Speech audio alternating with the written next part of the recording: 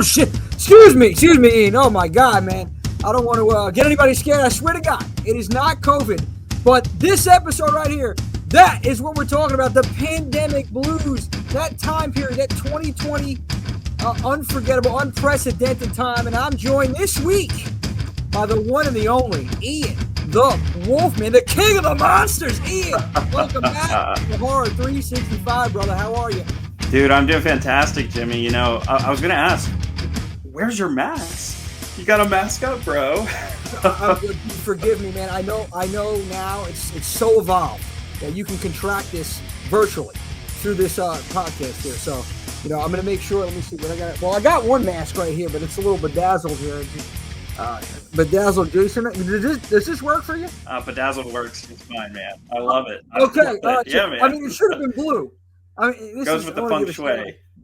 Yeah, right. It's hip, right? And you know what? Listen, I don't want you to get alarmed. I'm not sick, but today we're gonna get a little sick and twisted with the movie Sick from 2022. It came out, but in the U.S. it was released in January 2023. And this is a movie I just watched for the first time. Had no idea about it until the missus had put me onto it. I watched the trailer. I'm like, how did I miss this? You know, and before we get into it, man, I want to ask you, do you remember where you were at when you heard about the pandemic when it hit 2020? Dude, I do. It's funny. So I've moved twice since the pandemic started, and I was living, so I live in just outside Richmond, Virginia, and I was living a little bit closer to Richmond at that point in time, kind of in a suburb called Henrico. And I was in my mid-20s, and I was living with my brother and two other guys that, you know, we grew up with. And that's when it hit. And it's funny enough, I was gearing up for a Monster Mania convention. So that was March 2020.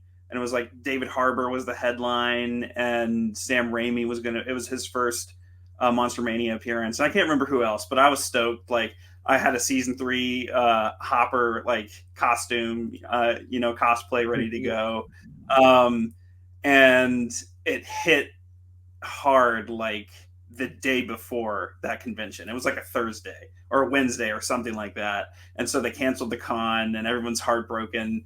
And, you know, we all rushed to the grocery store to, you know, gear up as much as you can, getting toilet paper, getting food. And, you know, everybody was panicked. And, hindsight 2020, I think it was completely normal response, and, you know, but maybe a little bit of an overreaction at that point in time.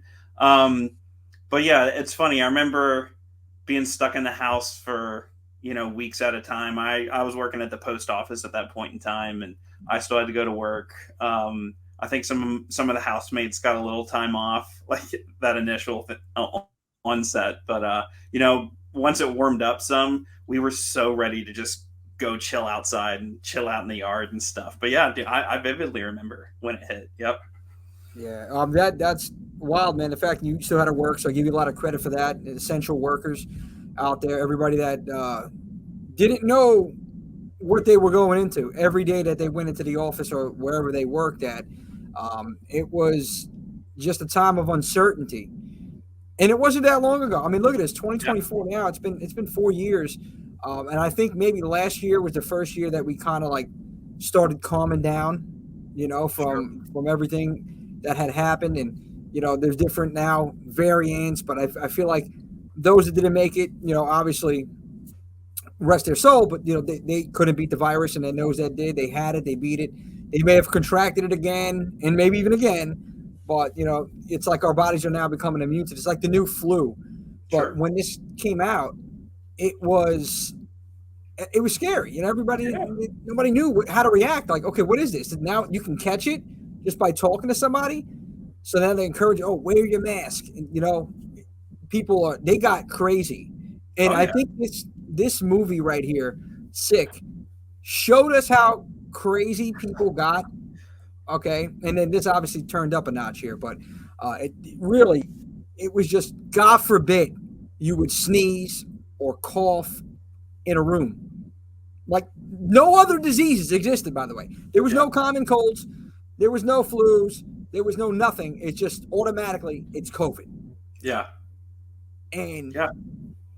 and that's what was crazy about this time, because people seem to forget about everything else, and the focal point is on this. And we're trapped. We're in solitary confinement pretty much. Stay home. What do you do? Like, there's nothing to do. There's no shows. There's no events. There's nowhere to go. You can go food shopping, maybe your local store, and you come home. And it forced people, I felt like, to get creative. I think social media was booming to like a whole other level. And there was like a social distancing wrestling organization where people would like do these videos. I watched. I forgot the name of it. Slips my mind, but people started getting creative, and that's what we had to do, man, because we were losing our minds. We were going to be like Jack Nicholson in The Shining. It was over, but I'll never forget it. Yeah. It's funny. I vividly remember. I feel like personally, like mentally and emotionally, it didn't affect me so much because I was going to work every day. I lived with some of my best friends, and we didn't social distance in the house. Like, we were around each other all the time. So I mean, it was kind of business as usual for us, like living together and hanging out. And obviously we weren't going anywhere, but I just feel like it didn't affect us in a negative way mentally because we had each other. But yeah, it's funny you talk about like the uptick in social media and that boom. So I started the Universal Monster account in like the summer of 2019. So I was like, 6-7 months in, and it just exploded. And I met so many important people to me now, like people that I consider family. We got creative. It's my page. There's 2 other like classic monster pages, and we would host like live streams every Wednesday or Thursday. We alternate guests. Like, we got super interactive with each other because everybody was stuck at home. So I'm not the biggest social media fan overall. I think there's tons of negatives. I think there's tons of positives. You got to find that balance on what works for you. That being said, I've had some amazing experiences because of social media, and especially during the pandemic. So I'm forever an optimist, and not to go dark here, but just to kind of put this out here, my father passed because of COVID. I'm sorry. And it's something that just happened, and it's something we dealt with. And he'd smoked for 40 years. So it was more that than the virus itself. But it's interesting, when just regarding this movie, before we dive deep into it, it's funny, like, if someone's a little unhinged, they're like right on that breaking point, kind of like, you're talking about The Shining, Jack Nicholson. It kind of reminds me of that. You're stuck at home, cabin fever, and if you lose somebody like extremely important to you, like if you're crazy enough, it can push you to the edge. So this movie was a really interesting watch. Like, I'm trying to empathize like with the killers, because it's like I lost somebody to COVID. Yeah. And like, if you're really messed up in the head, I could totally see how, you start to go down the rabbit hole. I agree, man. And it's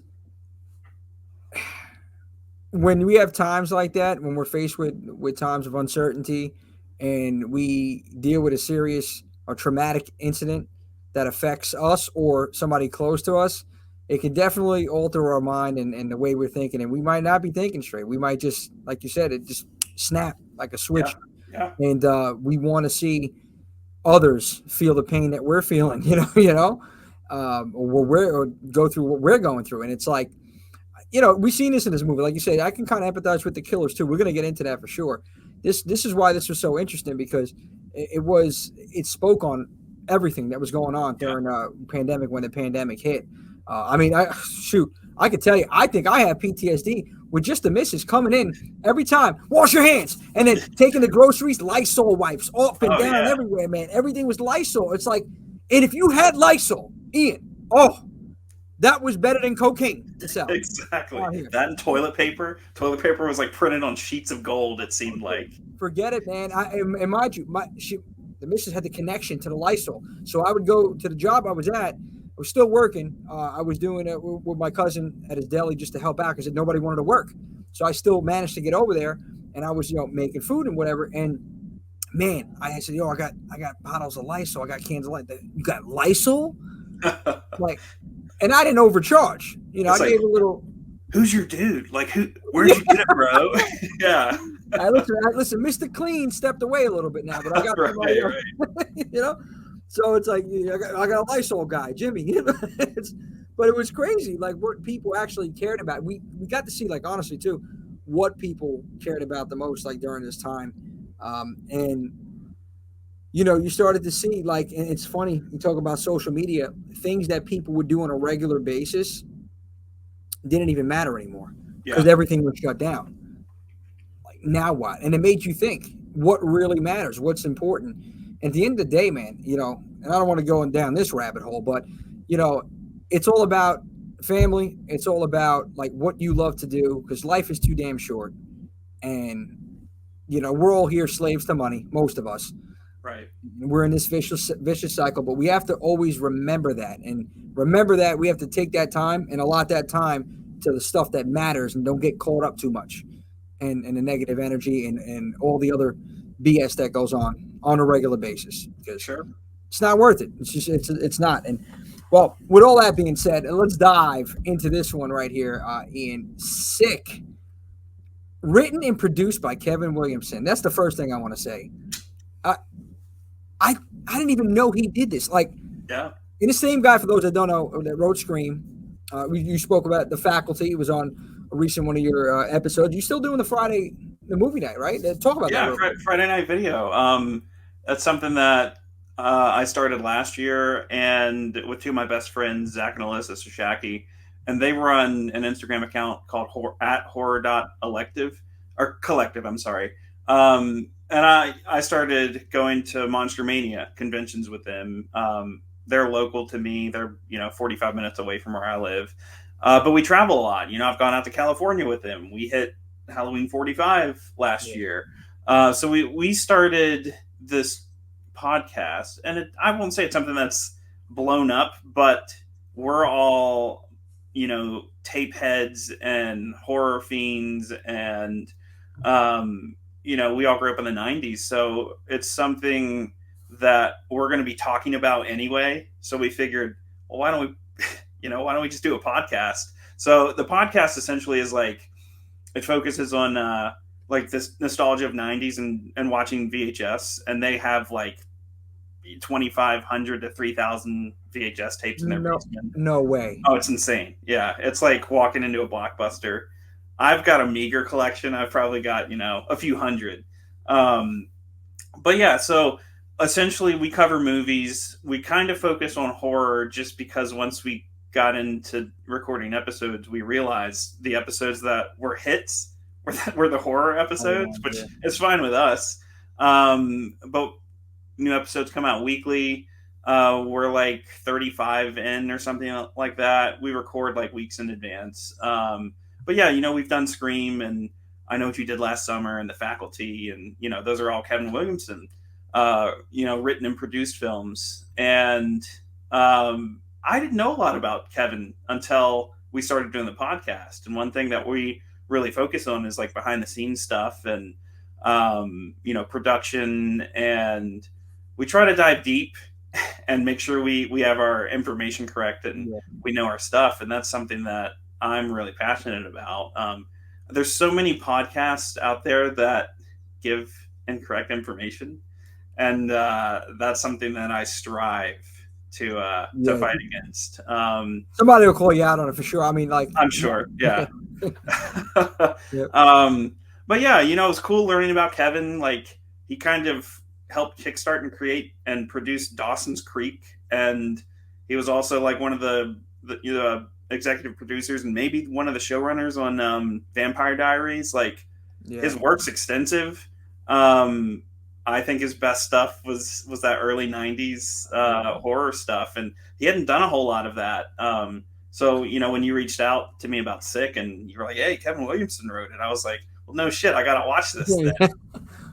Yeah, dude, it was weird. Like I told you, I didn't even know about this film, and I agree with you. His best work was the '90s, right, that time period right there, and and that time period was very special too. I feel like because it's forgotten, it's looked over because of all the '80s stuff, Yeah. and it was a big transition. Scream really started that transition and set the way, set the tone for other movies in the late '90s to come out. Like you said, I Know What You Did Last Summer, Urban Legend, The Faculty, all these movies. Wait, actually, yeah, Faculty came after Scream. I'm thinking of The Craft that was before Scream.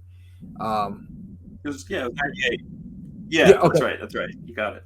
okay, yeah. I'm just trying to think time, and again, somebody's gonna call me out on it if I mess up. No, but yeah. So If you messed it Kevin, up. Yeah. yeah, and I got to be careful, man. Somebody, I'm gonna get hit. Boom, boom, boom, Jimmy, no, you're incorrect. It's happened before on a Horror 365 Facebook page, but I said, okay, forgive me. I'm human. I'm not a machine. Okay, I thought I Exactly. wasn't. But yeah. So Kevin, like in this concept, this movie right here, I thought it was real simple, and I mean, it just exploited all the horror tropes, every horror trope you could think of in this film, and I mean, I enjoyed it for that too. And it just was what it was. It spoke on the pandemic, and it followed it. Well, I guess we can get into the plot here. It followed like it was Miri and Parker. It's two girls. They're trying to quarantine, and they have a lake house. I think it's Parker's relative's lake house. They decide, oh, let's go over there and get away. All right, it's a beautiful lake house. Did you see Yeah. that house? Yeah, man, it's freaking gorgeous. Like, has to be a freaking like, seven figure Bro, freaking lake like, house. Yeah, how it's much money amazing. are they making? Like the family? Like I got to know because the doctors, lawyers, somebody owned that. Somebody with a lot of money. I mean, it was immaculate that house. Those windows, just the architecture. I was like, Jesus Christ. So yeah, I would love to quarantine there during the pandemic. Yeah, So, they're probably related to the McAllister family from Home Alone. yeah, right. Oh goddamn! I was like looking at that house. It was Yeah, the whole block. It took up the whole block in Home Alone. I'm like, what do they do for a living? They have all these kids that have this that's the giant house. mystery, man. Yeah, yeah. I just want to know. Oh 11 man, people flying out to Paris. Yeah, yeah, like just out of nowhere, taking everybody. Like it's nothing, just spending money. No wonder why Kevin had all that money from having his father's wallet in part two. I mean, he was exactly. living Yeah, large in New York, with a stolen credit card. No, yes, I love it. but yeah, I mean, back to Sick. Now they're at the lake house, and then unexpectedly we have one of Parker's mess arounds or flings come up. DJs over there out of nowhere, and I think I skipped over the fact that they were getting these weird text messages, which in Yeah. my eyes was like a homage in a way to Scream. Or Oh, for sure. Yeah. yeah, Yeah, so I feel like there's a lot of nods to Scream, like especially in the cold open. ooh, The guy in the he goes to the grocery store and there's no toilet paper. This is like height of the pandemic, and somebody's like taking pictures of him and sending. It's funny, like how much work the killers had to do to like, oh, we got to get his phone number, we got to we got to do all this stuff. But yeah, clearly homages to Scream. And it wasn't like one of the big differences from Scream in this is there's like some humor to Scream, and there wasn't any humor whatsoever in this movie. And like you said, it hits the tropes, not in a negative way. Like it's yeah, come on, guys, it's 2024, and horror movies have been coming out for over a century, and it's like, can there be any new tropes at this point? Maybe I don't know, but if you're a horror fan, tropes are fine. yeah. And I think they handled them really, really well in this. But yeah, the texting and the phone calls was clearly a nod to Scream, and I thought it was a welcome one. When that Kevin Williamson wrote this, Oh yeah. it's great to see how he kind of plays off of Scream. Yeah, No, 100%, man. And you brought up a good part of the film, the opening sequence. I love that opening sequence. yeah, Just like as you said, it was the height of the pandemic, and here's this guy, he's shopping, and then he gets in the car. You see it, he's sanitizing the hands. yeah, People are like going nuts in the store about like it's mayhem. And then he gets home, and again, it reminded me of Scream again yeah, in that beginning, and it was just so tense. And the camera, I love how the creativity with the camera, how they had it, and it was following the victim. It was following the victim, and it kind of Yeah. like it build that suspense and the tension in the beginning. And I mean, you have to watch it because I was on the edge of my seat. Oh, yeah. I haven't seen nothing like that in a while, and that's why it kind of threw me off a little bit. And I just can't speak enough about that opening sequence. What do you think about that? Yeah, dude, it was really intense, and I like the tracing shots. Like, it was really fast paced, but made you feel claustrophobic. And I think that's something all of the like the screen opens or the opening scenes are known for. So it was cool. Like, I feel like the director, I think it was John Hyams. I'm sure he has to be a fan of the Scream franchise, and I just appreciate that it wasn't none of it's throwaway. It's not trying to be something that it's not, and it's its own thing, but it works really well. Um, just playing on those tropes, and I'm totally fine with that. Like, you go into this knowing it's a slasher movie, and I Yeah. think it's much more rooted in the social commentary around the pandemic, and they build around that. So that part is super original. So the other stuff doesn't have to be super original, and that's totally fine. Yeah, no, and I agree 100%, man. And I thought that this movie, after that opening sequence, and then we started to get into the plot because now I'm like, okay, I want to know why this Yeah, guy targeted you this want to guy. know why? Yep. Yeah, why did he target this kid and kill him? And by the way, that the killer's getup, though, I gotta say this, it was very basic. It looked Yeah. like it was ninjas, well, killers, I should say, Right. ninjas, or like a bootleg version of the Foot from Ninja Turtles. Sure. It was just it wasn't really creative. Bottom line, it was simple. Yeah. It got the job done though, right? This is and for me when I looked at the getup, I'm like, okay, this is somebody that just it could be somebody on the street, Oh like yeah. a Yeah. local mugger, serial whatever it is, serial killer. And after that, like I said, after the opening sequence, they whacked that kid, forgot his Yeah. name, and then we go into the plot where Miri and Parker, they're going to the lake house. They're in the lake house, like I was saying. DJ shows up, and they're all having fun, and then things get crazy, man. What did you think? We started seeing this image, and again, this is like homage to Michael Myers. Okay, this is in my eyes. You started seeing the shape in the background over there. Okay, and Oh then a yeah. lot of different shots, man. And Yeah. it screamed Halloween '78 to me. What you think of that? Yeah, no. I really I like that kind of stuff. And to kind of piggyback on what you were saying about you want to know, like, why are they doing this? And I like a cold open like that where it doesn't appear that it's initially connected to like the other characters moving forward, and then it keeps you interested. It keeps you like guessing, Yeah. and you're like, well, this movie's an hour and 20 minutes. Like, you're not going to have to sit here for 3 hours to find out the point.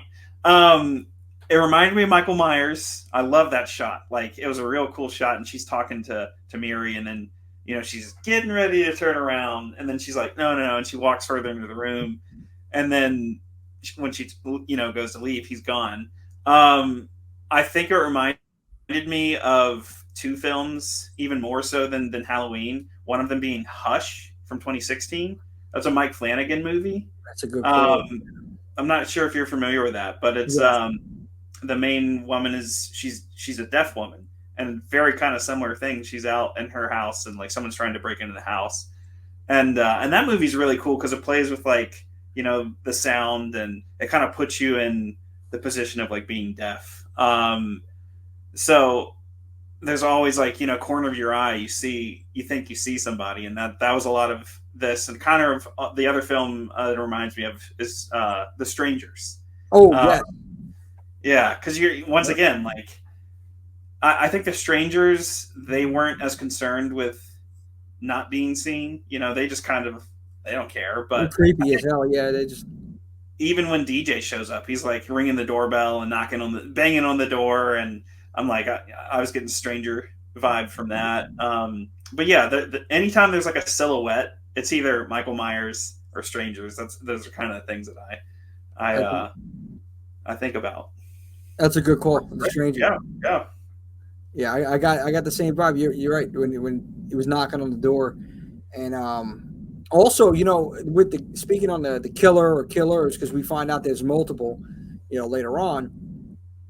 You know, I got and I said this in the post. I got Friday Part Two, Sackhead Jason vibes with the struggle, the fight scenes, and the Yeah, struggles. And it's like humanizes these people. They're not like invincible. yeah, So it was very organic, man. The yeah, fight sequences. yeah. I think that's one thing that works really well because sometimes like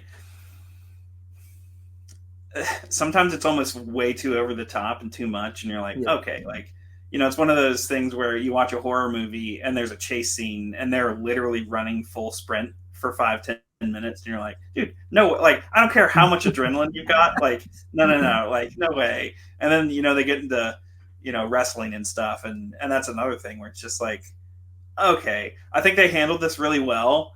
Once again, the camera work's really well done, and so you get like really up close and personal when they're fighting. And you can clearly tell they're just people. And I even like the fact that, especially with Miri and Parker, like when they're kind of fighting the killers, they have an edge. It's not like they're completely helpless. yeah, And I yeah. think sometimes, a lot of times rather, like when a female character is being overpowered by a man, it's like, okay, like this is a little ridiculous. Like, yeah, I don't want to generalize, but generally, people would say most men are stronger than women, but it's still like, dude, no, like you're fighting to the death here. And Yeah. it's ridiculous that it's like, oh well, women can't fight back, and it's like, no. This movie handled that remarkably well, and they beat the shit out of these people sometimes, and I was Yeah. like, dude, that's awesome, it's great, yeah, I love that, man. And the fact that because you got to think about it, if you're in that position where you're fighting for your life, you get superhuman strength. yep, And so in some of the older horror movies or slashers, the woman's like, "Oh no," it's just so helpless, right? And yeah, right, they don't even fight back. And I love the fact that this happened, and even though they were scared as hell, they still fought for their lives, and in all these sequences, and even the showdown with DJ. When I thought that was pretty funny how he kind of killed him. He had him like yeah, on that pole, just right the flagpole, yeah, the flagpole, and it reminded me of Uncle Sam '96. It's the yeah. flagpole kill. Yeah, I thought that kill was cool because it's like the doors cracked open and you're like, she Parker tells Mary, get ready to gun it, like, and I'm gonna yeah, go check on it. And you're like, no, don't, like another one of those tropes, don't get out of the truck. yeah. But it's cool because he comes like stumbling out, and this was a little ridiculous because It's like DJ's not a teeny guy, like he's an athletic dude, and his feet start like dangling like up off the ground, and you're like, yeah, dude, this guy literally lifted him up. And I like the kill, like once he finally shoves the whole flagpole like through his chest. I was like, whoa, like that, that was kind of cool. Once again, kind of got Jason vibes, like from part two, like where he impales yeah. the couple in the bed. But no, like it was cool. I think one of the biggest surprises for me is when Parker finally kills or Oh yeah, one guy, and like she has the vase or whatever, and she's like smashing his face in, and I'm like I almost paused it because I was like, how much time's left in this movie? I don't think this isn't it, and that's when you get the whole reveal that there's multiple killers. But dude, she does a number on him, and I'm like, hell yeah, like she I like was pulls his rooting. mask off, and his face is just like demolished, and I thought that was super super cool. I agree with you too. I was shocked. I'm like, wait a minute, did she just kill him? Is this it? Like I checked the time too. I checked the time. I was like, what was it, 40-something minute mark? I think it Yeah, was. I remember like, no, this can't be it. He's got to come back. And obviously he came back for that one more good scare. yeah, it's like 40 some minutes. You got it. Oh, well, okay. Oh, it was weird.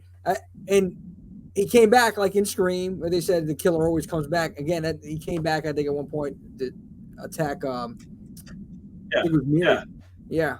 So, that was cool too. But yeah, he was. There were definitely like those are definitely Kevin Williamson nods to Scream, where it's Yeah, like there's always there's always two killers, and then he comes back, and then once you get to the final reveal, and then they're almost away. Like the mom comes back, he just so he keeps hitting you with those punches. it's like but it's fun. Like this scene Yeah, right here. She's running. There's Parker running to the car, right? Because she got away, and well, what happens is there's an old lady, and you don't know who this old lady is. And this was the only funny part of the movie, I think. We're talking about. She's knocking on the window. She's like, "Where's your mask?" The woman all bloody. So you got to have your mask to get in the car. Like that's how crazy it was. So then she gave her a mask, and it was a mask with like chloroform on it, and then we find out. Yeah. You want to unveil it? You can unveil it to us if you want. What happened? Yeah, for sure. It's cool. Like they touch on DJ, showed up because he kind of wants to be more serious with Parker, and she's posted this video on Instagram. So, this is equal parts kind of what we were talking about earlier, how everyone got so absorbed with social media during the pandemic because you were stuck at home. But she posted a video from where she'd attended a party. She's making out with some random guy at this party. And she posted it. And I think she posted to kind of like make DJ jealous or something like that.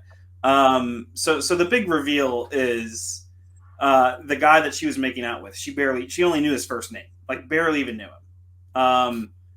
He gets COVID and essentially he dies from COVID in the hospital.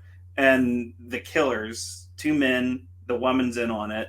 The man and the woman are married, and it was their youngest son, and the third killer is their oldest son. And I can't remember if they actually say their names in the film, but the character names are Pamela and Jason, like the mom and the dad. Yeah, which is kind of funny. Clearly, like nod to Friday the 13th series, but they play unhinged and crazy so well, and they're like, you got our son sick, and she's like, what the hell are you talking about? So this had to have been within like a few days or a week, and they test her like that was funny too. Yeah. You're about to kill her, but hold on. Yeah, hold on. We got to make sure. Yeah. Let me make sure that you actually had COVID. And that's like, I'm sorry to cut off here, but that's like before you get the lethal injection, we have an alcohol swab. Yeah. We don't want that last minute, God forbid. That's wild. Maybe continue. It is wild, and it's funny. It makes me ponder like how many people did overreact like during COVID, and I'm sure there were instances like this, where obviously not people killing somebody, but I'm like people were tenacious about, I'd cut like so-and-so is going to cut you out in public if you're not wearing a mask, like stuff like that. And I think there was just so much overwhelming unknown and fear of the unknown that people didn't know how to react, and there was so much misinformation, and so people were crazy, and it's like these people were extremely crazy. But yeah, they're like, she tests positive, and they're like, you're asymptomatic. I'm like, that I thought was funny. But yeah, they're like, you took our son from us, and we're gonna kill you because you were out there spreading it. And she's like, how do you even know it was me? There's like 15 other people at this party, and that's the cold open with the guy that gets killed. He was at said party, and we tracked like who was there and who had tested positive, and yada yada yada. And so it is funny. Like I think it is almost tongue-in-cheek commentary, almost making fun of the people that were so ridiculously terrified that it was like an overreaction. So I appreciate it. I'm fairly moderate, so I was not one of the people that totally went off the deep end and was scared. I empathize with the people that took it very serious. Like no way, shape, or form. Like however you handled it, it's however you handled it. Except don't be like these people and go kill everyone. Like, you know, it was one of those things that how much could you control it? And Yeah. I think that like this film kind of raises that question where it's like it's gonna happen. Like people had to go out in some, and I know like the parents' point of view is like you're supposed to be quarantining and like you go to a party and you make out with my son and Yeah. like he gets COVID and die. Like so it is kind of like you know, that's that thing where you kind of empathize with them, but it's like how many people do they kill in the process? Like they Yeah. kill the neighbor, they kill you know DJ, and they're like they want to blame her because they're like you're supposed to be up here by yourself, so this is on you. And I'm like shit, like you guys are crazy. Yeah. Yeah, they really went down the whole line. I mean, you know, it again, I feel for them because they lost their son. But at the same time, this is extreme. Yeah. You know, you don't got to go killing people. You know, Right. like, they completely lost it at this point. And, you know, ultimately, you know, Miriam Parker ride off into the sunset. I mean, because Miriam's in the house as this is going on, as the mother's pretty much giving her the business, giving Parker the business. She has a broken, I think it was a leg, a tibia, fibula. I don't know the scientific terms. Mm-hmm. She ends up getting up, and they threw the mother out of the window, out of the door, in the glass door. Remember, then the father's looking for her, but she's gone, and ultimately he gets launched over the balcony and onto, what is that exactly? I forgot what it was that he gets impaled by as he falls. It was, I'm guessing it was elk antlers. That's what I was saying. Yeah. You know, that kill was super fun. The way that the mom finally goes out was super fun. There was I feel like it was almost an homage to Pet Sematary because Mary's under the bed with like the turkey carver knife, and I was laughing at that because I'm pretty sure it has like a power cable, and she's hiding under the bed, and I'm like, she took the time to plug it in, you know. But she like slices his like Achilles tendon, and then Parker pushes him, and you know he like somersaults and is impaled by the antlers, and it was awesome. Like that was pretty cool. So then Dad's out, and you know they like, I guess it's another neighbor that you know they go to get into the like the shed. And start up the like the little gravely like gator thing, golf cart looking thing, and they're like, oh, we got to put gas in it, and then the mom, you know, shows back up with an axe, and I feel like this whole sequence was kind of an homage to Friday Part 2 as well, because I think Jason does use an axe at one point in time, and they're like out in the woodshed, and she's doused in gasoline, and then they light her on fire, which was cool. I thought that was cool, and like you know, the cops are showing up, and they drive up like right as the mom is, you know, like a crumpled corpse that's still on fire. That was cool. Like it was a fun, good climax, good ending. Yeah, I thought it was overall just a solid slasher film. Sure, if you're into slashers, like this one's a good one to watch. Yeah, and it's like you said, it was an hour and 20 minutes. It's an easy watch, man. You get through it pretty easy, and it was something that I feel like personally I could rewatch. You know, it's not, you know, one of those films that's like one and done. You know, eventually I watch it down the line again. It was enjoyable. And for a slasher film, like really, this is everything you could really expect for a slasher. I was reading some of the reviews on this, and I was surprised how many negative reviews this got. And like people are like really nitpicking certain things on it. I'm like, dude, just watch the movie. Yeah. Just enjoy it. I mean, it's different. It spoke on 2020's pandemic. It really it was simple. The kills I thought were pretty good. It was nothing over the top, the kills, you know, but they were gruesome. And it was a solid film. And I was just shocked. I don't know if you read some of the reviews on this. Have you? Did you see what people were saying on this? So, I mean, I looked a little. It's got like a 80-some% like critic rating on Rotten Tomatoes, and it's like 75% viewer rating on Rotten Tomatoes, which I'm not like end all be all Rotten Tomatoes, but it is something that it is interesting to see, especially like a film that kind of, you know, was just strictly streaming. Like this is a Peacock released film. But no, I mean it's got a decent rating on Rotten Tomatoes, and I think like we live in this age where people are so ridiculously nitpicky, and it's Oh like, God. this is a slasher movie. Yeah, Like this is not a DiCaprio what do movie, you okay? expect? Like, I love slashers, and the 80s are best, but it's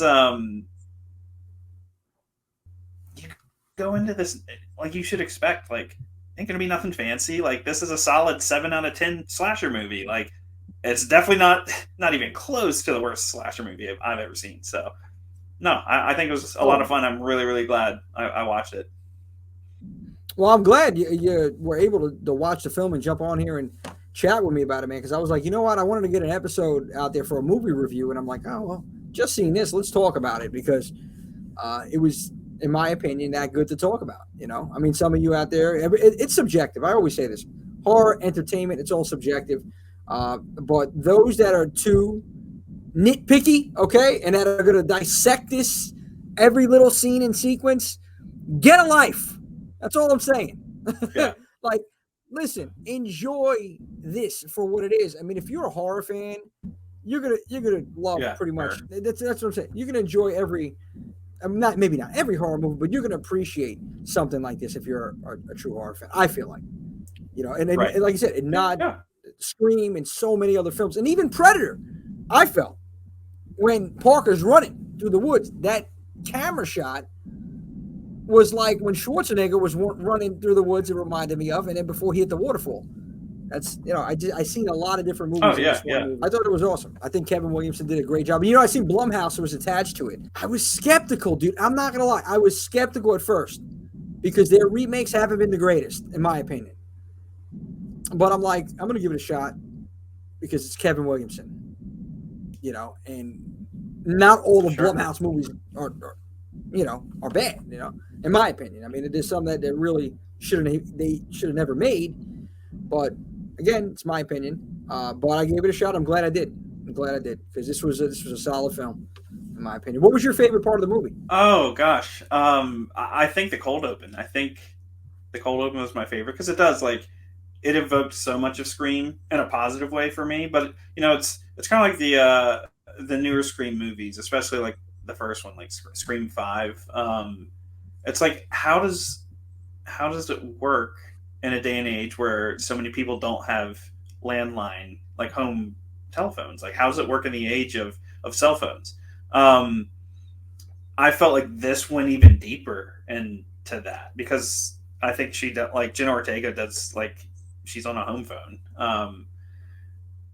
But this was much more, everyone's just on their cell phone, their smartphone the whole time. And um, he's texting him, like, like, you having fun? Like, and he's like, who the F is this? And yeah, it's that invasive thing. Like, he gets the picture, like, where he's standing in the checkout line and somebody took a picture of him, and he, like, turns around, there's like 15 people behind him, and he just flicks everybody off. And I'm like, I oh, don't know which nice. one it Like, was.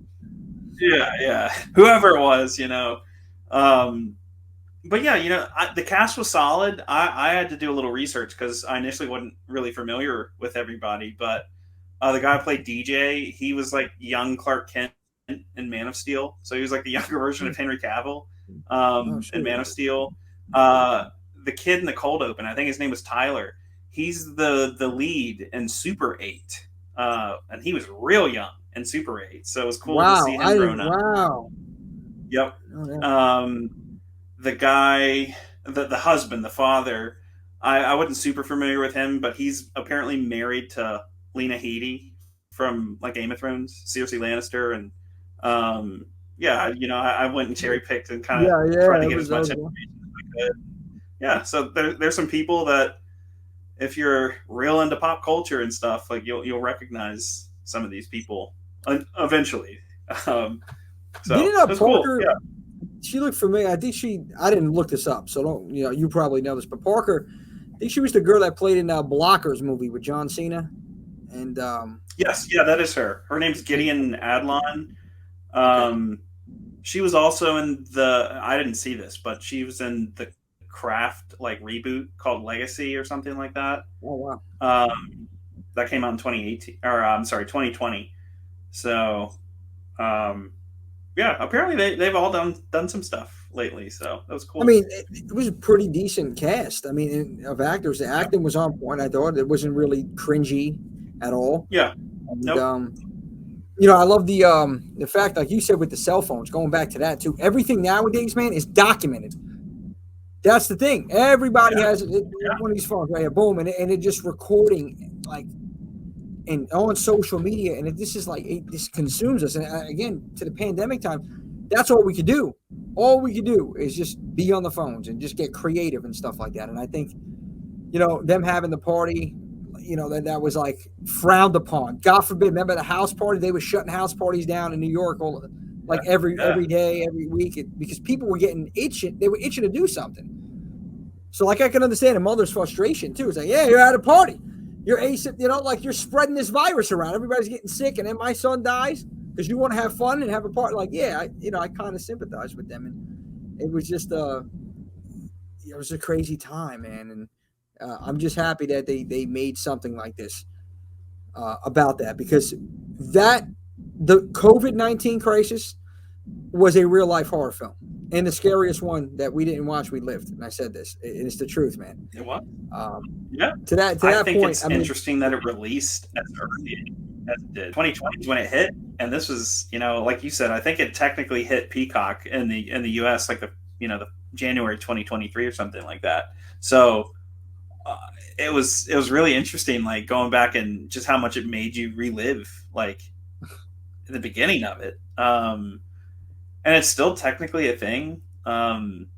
Like I went unscathed. I got it in March of 2022. Um, and I was out of work for 2 weeks. Like I was on my ass. So, and stuck in my room. I was watching horror movies. That's literally all I was doing. But yeah, I think this is like one of the only real big COVID films and it came out like almost while it was still kind of hyped going and on. happening. Yeah, Yeah, no, and it was, man. And you think about it, it's not going away. It's like I said, the new flu, the but new this flu. is at Yeah, the time where it was just over the top. People were just not knowing what to do, and I think it still came out too early. Like you said, it was still too early for this movie. And yeah, I just seen it now, but like even now looking at it, I'm like, people are still shocked. Yeah, they're still stunned and shocked from if they lost, especially if they lost people during this. You know, still like feeling the effects of COVID. And when it yeah, first happened, I mean, it's definitely simmered down a lot, but it's maybe this is too fresh. I don't know. I enjoyed it. I thought it's perfect for yeah, me, timing wise, and you know, um, it just went straight to Peacock. I mean, this is a movie. If I seen it in a video store, I I would have to read it because the artwork, as you see in the background, to me, it doesn't really capture me. yeah. But if I read it, I would definitely give it a shot. This is definitely a movie I would give a shot if I was rented in a video store, which I think also Ian needs to come back. You talk you guys on I keep forgetting. I'm bad with names. The It's all Friday good. night. Video podcast. There it is. Friday night video Yeah, podcast. yeah. You guys actually watch the VHS tapes of the movies that you're discussing beforehand? Yes and no. So yes and no. Like they're kind of completionists, so any movie we've covered, they will, if they don't have it by the time we decide to record it, like they they get the tape. I cherry pick, but no, I've watched a few on VHS, and I still have a VCR, and it's fun. Like so one of our earlier episodes was on The Burbs, the Joe Oh, I Dante love the film Burbs. Yeah. with Tom Hanks, and I'd not seen it. And I went to stream it, and lo and behold, it's not at that point in time it was not streaming on anything. Like you couldn't find it anywhere. And I was like, well, shit, I have it on VHS, and so I watched The Burbs like on VHS. So, and that's like something that we have had fun with, is finding out like how stable physical media is, and it's still like you're seeing it disappear, but now you're getting all of these like news articles where it's like, oh, from PlayStation Network or whatever, where I bought this video, and now they're like taking it away because technically we never owned it. And it's funny seeing stuff like that happen. Like I think the big one that just happened is Funimation. Like the anime stuff is fully going away, and that's like being absorbed by Crunchyroll. And so if you purchased films, like digital films from Funimation, they're gone, baby. So people are pissed off about that, and that's where I'm of the mind in the next 5 to 10 years, we're going to see this pendulum shift, and physical media is going to be more relevant for reasons like this, where it's like, well, if I have it right here, you see, I've got the huge stack. Yeah. That's all of the Screen Factory 4Ks right there, all of them. Nice. So, it's there. Like, there's tons of these movies you can't stream anywhere. So, I think it's just really interesting. Like, and nobody wants to pay $22 a month for Netflix anymore, and because you also have Hulu and Max and streaming services. Yeah. So it's like you're being milked dry. The whole idea initially when streaming started was like, oh, like I'm not having to pay for cable, and now it's like, well, if I want everything, you're paying more than you ever paid for cable. So it's interesting.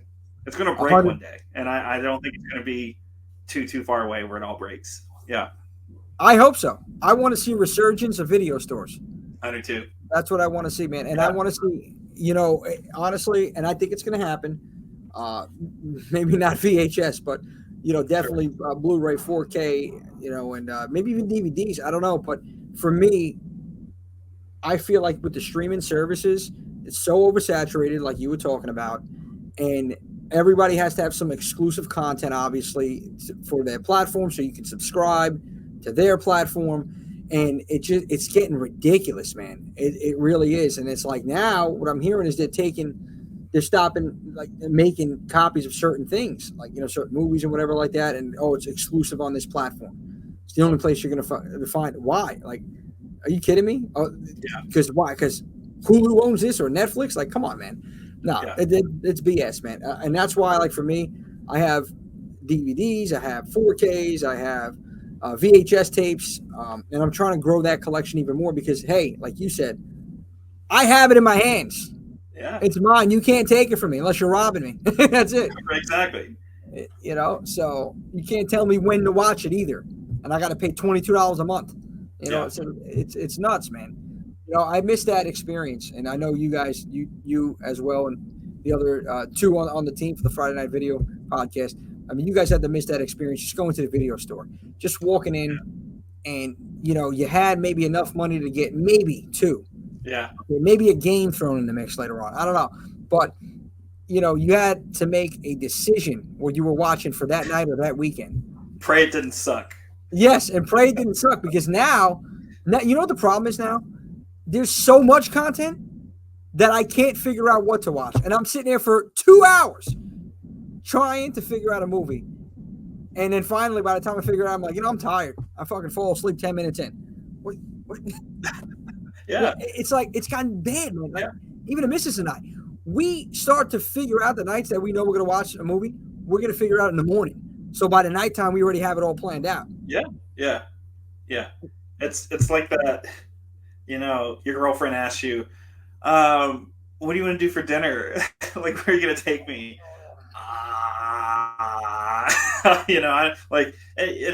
It's so funny, like that oversaturation. And, I mean, I think every single person has experienced that, where it's like, I literally have 90% of TV shows and released movies, like, available, and it's so much where it's just like, I just wasted 2 hours and now I'm gonna go to bed because I couldn't decide. And like, part of the joy and like the nostalgia of like the video stores was like, you went and you picked, and like you struggled, you picked something, you went home and you watched it, like, and you didn't have to worry about this going off while you're watching it. So that's like, that's our joy. Like, I was born in '93, I didn't have a smartphone until after I graduated from high school. So I'm technically a millennial. Like I'm kind of closer to the end of the millennial generation, but I feel like we are that last generation to have that kind of unique childhood where it was like, yeah, we grew up before the internet was really even like as widely available as it was, and I didn't have a smartphone until I was 18. So I very much remember like you go play outside. Like if you're gonna rent a video or something, like that's all you had to your exposure, and it was such a simpler time, and that's like the whole point of our podcast is like reliving that nostalgia. And like I remember how the freaking like mom pop video stores smelled. Like it's Yeah. crazy. Like it's so just it's still living there in my mind, and it's something that was such a unique experience, and for the kids and the the grown-ups that didn't get to experience that now, it's like, man, it's nothing compares. Like nothing will ever compare to that. I agree, man. Nothing will. It's just an experience. That's exactly what it was. It was an event. Yeah. I keep saying it every weekend that you went to the store. And, I hope we can get back to those times. I mean, there's one Blockbuster left in Bend, Oregon, but I have a feeling we are going to get more video stores in the future. I'm confident. And the way it's been going, people are getting pissed, spending all this money. I'm like, why am I spending this money? All these streaming services, Yeah. and the prices keep going up. So it's like, forget it. Yeah, I'm going back to cable, or if not cable, I'm going to a video store. Yeah. This is what I think we're going to go backwards a little bit. Now you're right.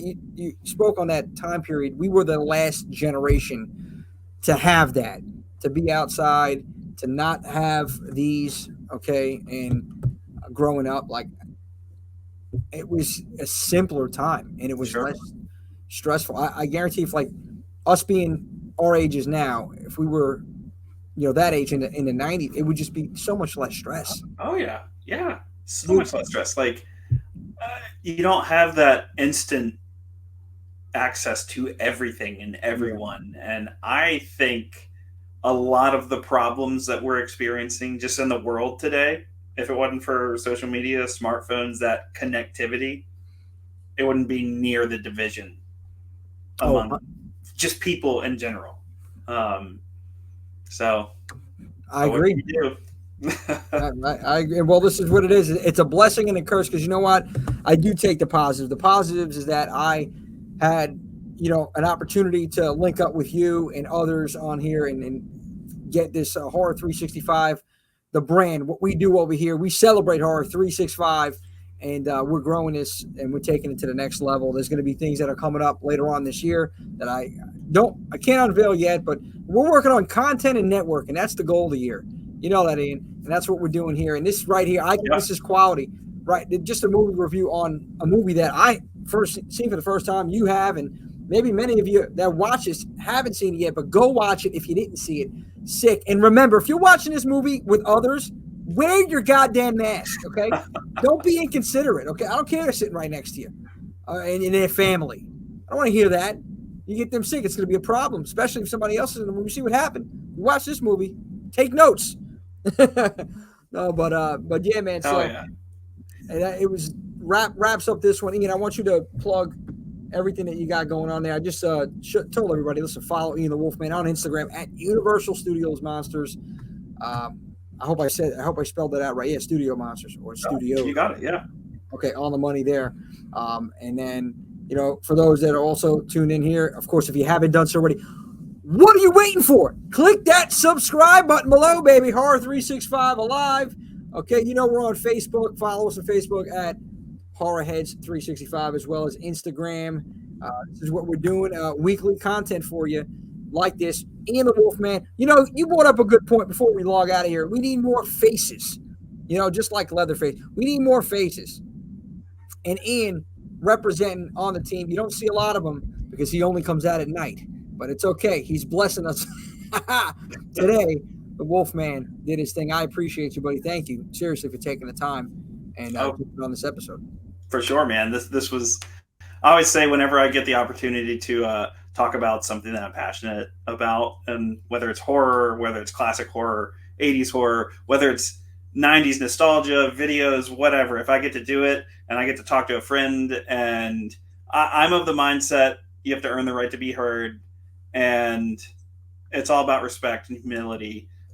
So thank you, Jimmy, for the opportunity to share my thoughts and my Wolfman face. So I really appreciate it, man. When I think we're going to do some real big things with Horror 365, and I cannot wait to see what the future holds. Oh, thank you so much for those words, Ian. Seriously, man. It's about the team. Teamwork makes the dream work, and I'm fortunate to have great people like Ian right here on the Horror 365 family, a part of the family. So again, thank you all. Thank all the horror heads out there for tuning in, for subscribing, for following us, and of course, thank you for celebrating horror not only in October, damn it, but 365. I'm gonna see you next week, but you better be wearing your mask when you watch this episode. Does this like smell like chloroform to you? Oh, I think I'm